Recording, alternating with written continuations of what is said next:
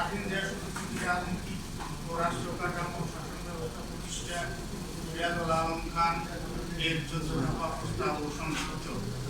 ১. Federal পদ্ধতির কেন্দ্রীয় সরকার, ক রাষ্ট্রপতি, খ উপরাষ্ট্রপতি, গ সংসদ, গ প্রধানমন্ত্রী, ওম প্রদেশ, চ প্রতিরক্ষা বিভাগ, চ উপজেলা ভিত্তিক স্থানীয় সরকার। নিম্নকক্ষ উচ্চকক্ষ সমন্বয়ে দেশের জাতীয় সংসদ পার্লামেন্ট হবে দ্বিকক্ষ বিশিষ্ট। ক নিম্নকক্ষ 300 সদস্য, খ উচ্চকক্ষ 200 সদস্য।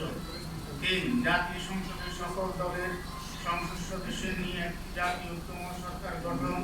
ক প্রধানমন্ত্রী সংখ্যাগরিষ্ঠ দলে, গ প্রধানমন্ত্রী দ্বিতীয় সংখ্যাগরিষ্ঠ দলে, গ উভয় পক্ষ থেকে মন্ত্রী পরিষদ, ঘ প্রার্থী পর্দা রিকল, ওম উদ্যোগ ব্যবস্থা, চ আস্থা অনাস্থা ভোট ব্যবস্থা। ৪. বাংলাদেশ ৭ অথবা ৯টি প্রদেশ গঠন।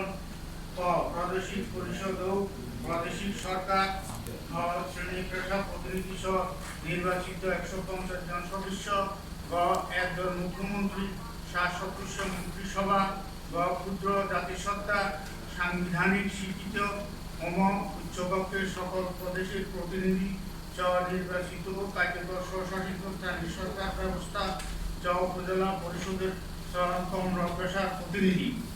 ৫. নির্বাচনকালীন সরকার গঠন। ৬. স্বাধীন নির্বাচন কমিশন গঠন। ক নির্বাচন কমিশন হবে পৃথক ও পূর্ণাঙ্গ। গ কমিশনের সচিবালয় হবে নির্দলীয় এবং রাজনৈতিক দলের প্রভাবমুক্ত।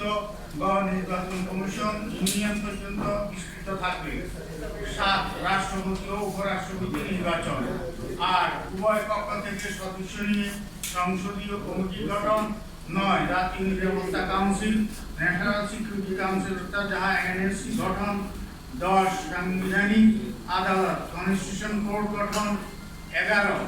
৯০০ সদস্য বিশিষ্ট জাতীয় অর্থনৈতিক কাউন্সিল, ন্যাশনাল ইকোনমিক কাউন্সিল যা সম্ভবে এনইসি গঠন। ১২. স্থানীয় বিচার বিভাগ কাউন্সিল জুডিশিয়াল কোর্ট গঠন।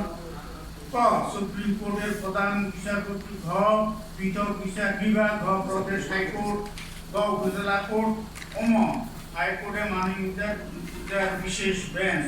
১৩. সার্ক এর আওতাভুক্ত উপ আঞ্চলিক জোট গঠন।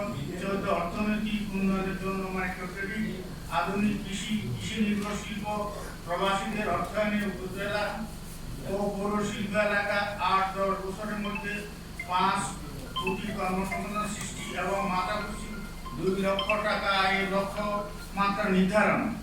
সামাজিক ব্যবসা ইত্যাদি গড়ে তুলে স্বাধীন জাতি তৃতীয় জাতি সমৃদ্ধ করা। ১৪ দফা বিস্তারিত বিবরণ রিয়াদুল আলম খান তার বাঙালির তৃতীয় জাগরণ বই তুলে ধরেছেন। একে অপরাধ সমৃদ্ধ জাতি গঠনের রূপরেখা নিহিত। ধন্যবাদ সবাই।